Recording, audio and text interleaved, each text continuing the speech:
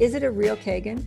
It is. I think she sold it to me for $600, and she Oh. bought it in a yard sale for $15. Like, it was no way. crazy. Yeah, God. it was crazy.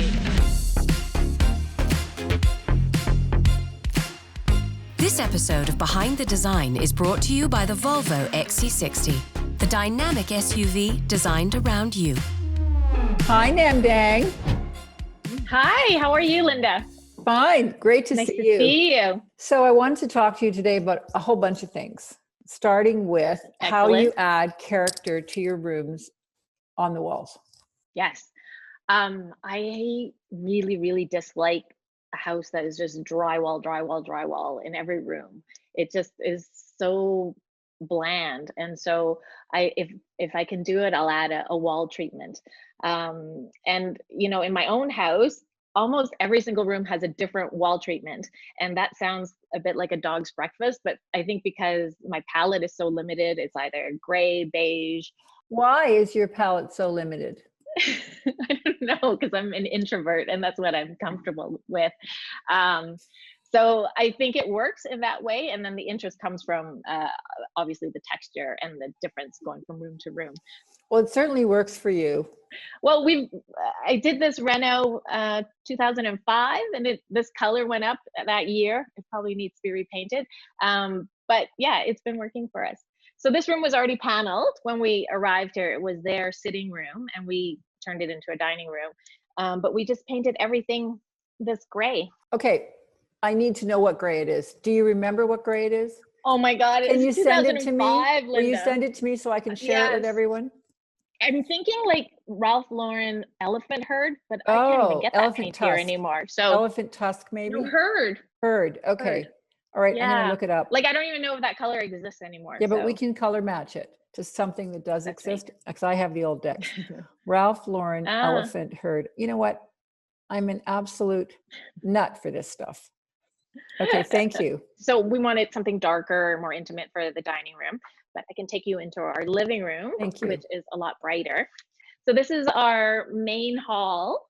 The 3/4 paneling that goes 3/4 of the way up the wall. That is a wonderful treatment. And not enough people remember to do that. Yes, and this was here when we bought the house.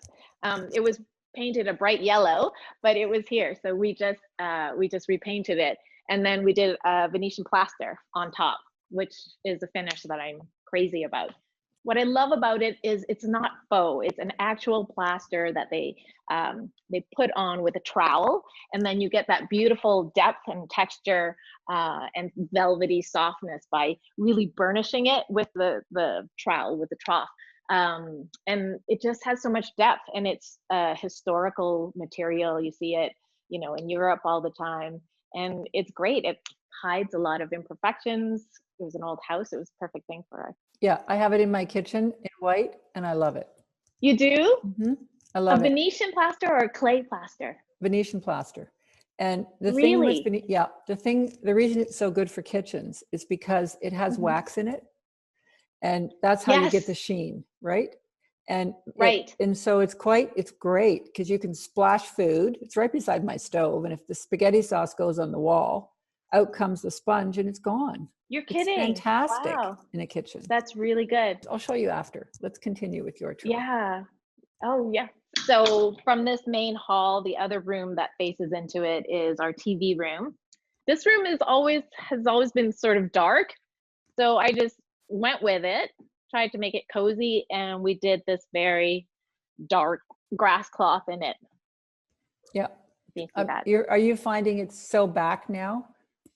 Grass cloth? Oh yes, it's almost like a staple now, and it comes in, so many colors and finishes. And in this house I'm doing in the bedroom, we're insetting it inside the paneling, sort of tone on tone. So it's so versatile.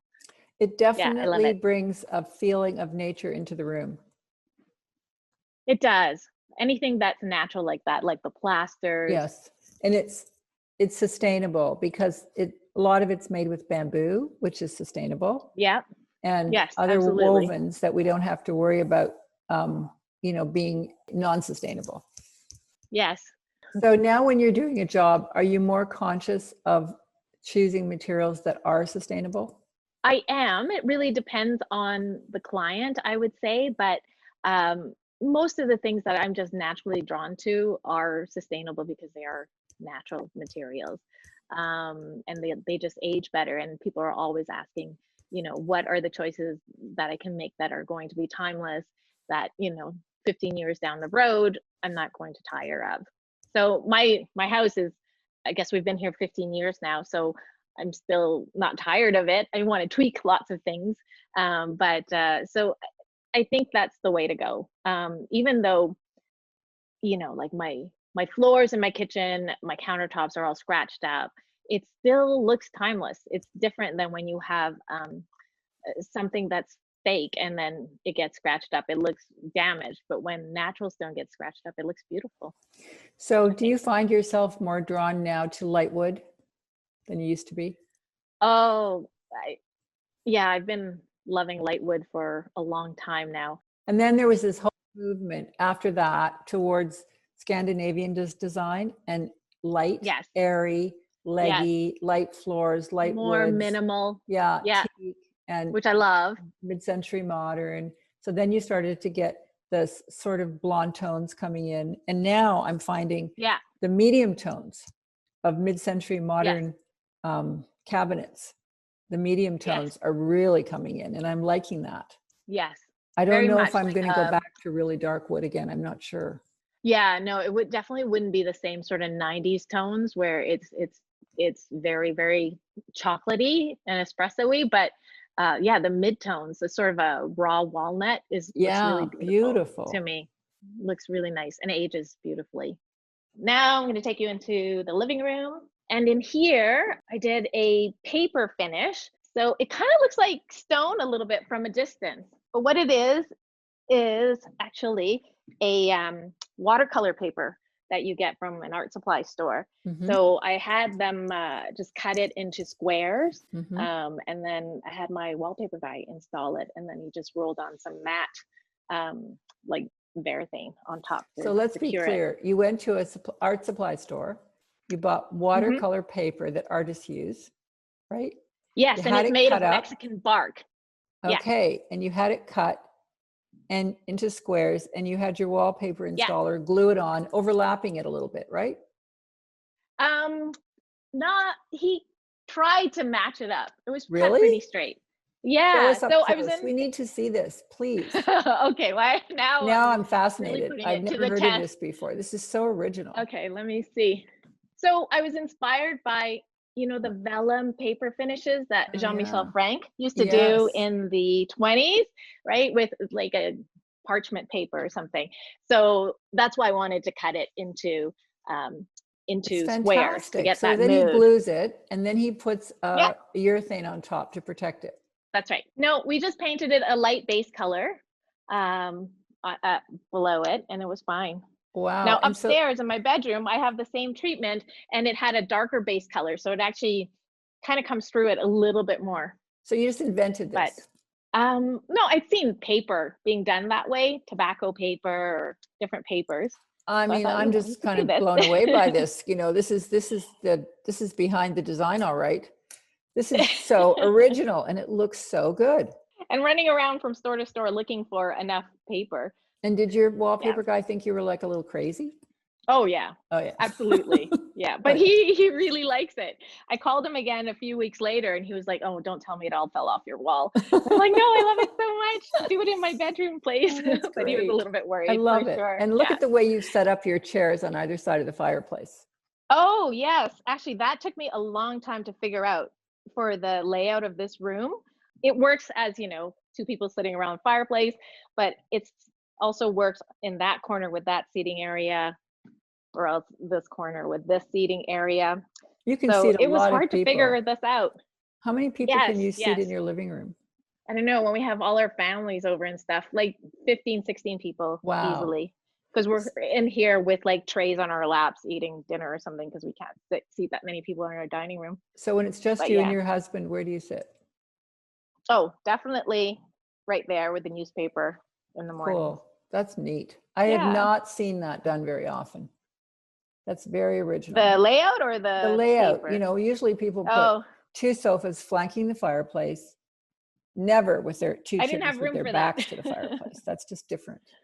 So I can take you, actually, you know, I'll show you the powder room, because that has kind of an interesting DIY wall finish. So wow, pinstripes. The powder room. Yeah, so what this is those wooden dowels that you can get at Home Depot. And I just had my carpenter cut them in half and glue them on the wall. Is it really tricky to cut 1-inch dowel in half? It just sounds well, tricky. I didn't cut them. Yeah, but some good. And then he figured out a way of cutting them. And your vessel sink, is that an old artifact? Yeah, it is. I found it at a great antique store that we used to have in Calgary. Sadly, they are no longer. So she brought this all the way back from Greece, and I just had a drain drilled into it. Love it. I feel like I have no creativity now because I'm seeing what you do with dowels and craft paper and watercolor paper. And, you know, I just go to a catalog and order my moldings out of a catalog. Well, I do that too, for sure. Good. Yeah, for sure. Yeah. What was the impulse behind that doweling? You know, I was at the time and still am very much a Stephen Sills fan. Yep, and he favorite. always had these beautiful sort of neoclassical stripes in these soft colors in his interiors. And I was very inspired by that. And I thought, well, I don't want to do a faux finish, but I want it to have some texture and I wanted this verticalness. I'm so interested that you said Stephen Sills, because I can see the tailored nature of his work and his detailing in your work.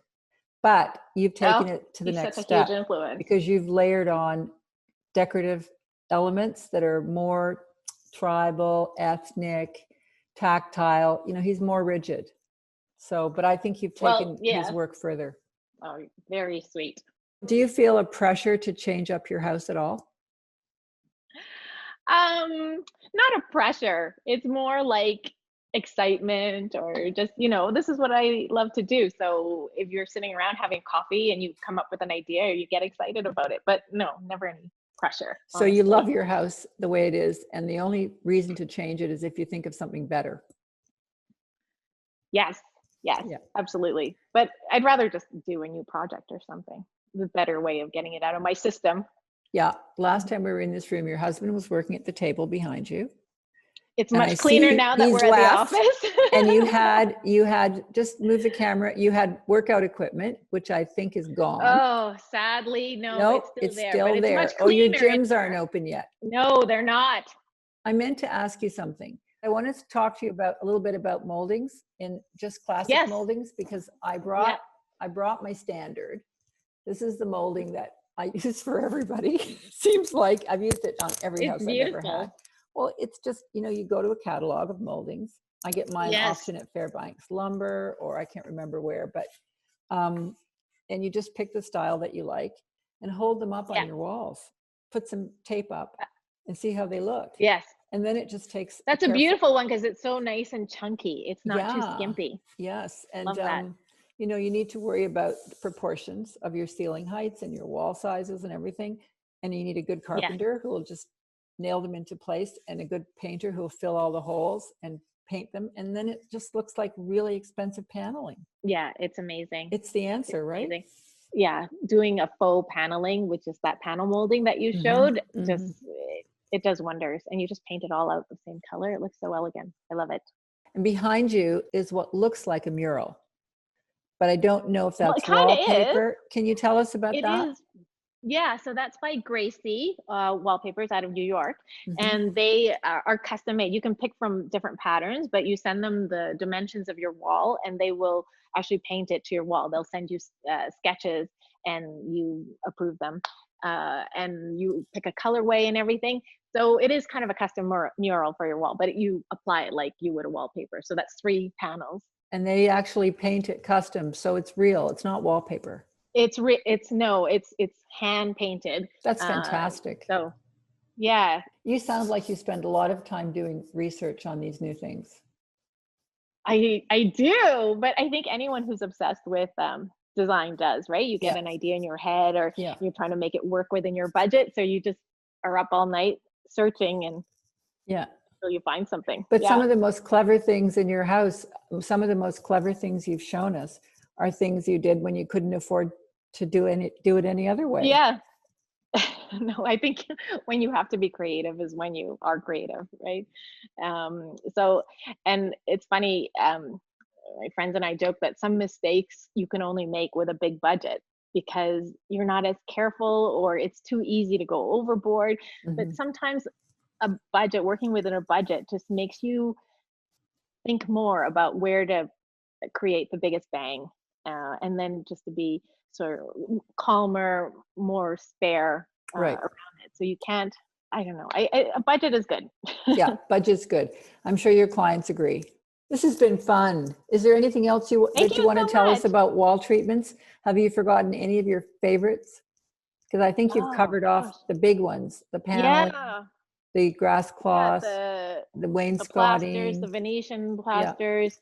Those are all my favorite. I mean, just don't have masses of drywall. Just don't No, have, I'm going to show you. you know? I'm going to show you my Venetian plaster in my kitchen. Yes, I want to see it. If I'm allowed to move, let's see. Okay, here's the kitchen. Oof, forgot how messy it was. Oof, had a meeting here this morning. Oof. Okay, let's see. Let's go over here. There you go. That's That was Venetian even plaster. messy. See it? Oh, wow. Yeah, I can't and- believe you have it right at your sink and it's no problem. Right behind my sink. I have a little marble backsplash and there it is. And it's great. You can just wipe it clean. No problem. That's amazing. I love it. Do you have it in the whole room? The whole room. Oh, I love it. The whole room. I love it. Yeah, it was a Might bit of a do that splurge. upstairs. It was a bit of a splurge. However, I did it 20 years ago. Wow. And it's still perfect. That was very prescient. Yes. And it's so trendy now too. Like everybody Totally. loves it. It's it's a beautiful old European technique. And It is gorgeous. but 20 years, it's never needed to be touched up. And I cook all the Really? time and I splash all the time. So it's it's a good investment. Yeah, that's great. It's so timeless, obviously. Anyway, this So has nice been seeing great. It's great seeing you. And I look forward to seeing you in person. Thanks, Lynda. Great to see you. Take care. Take care, Nam. Bye. Bye-bye.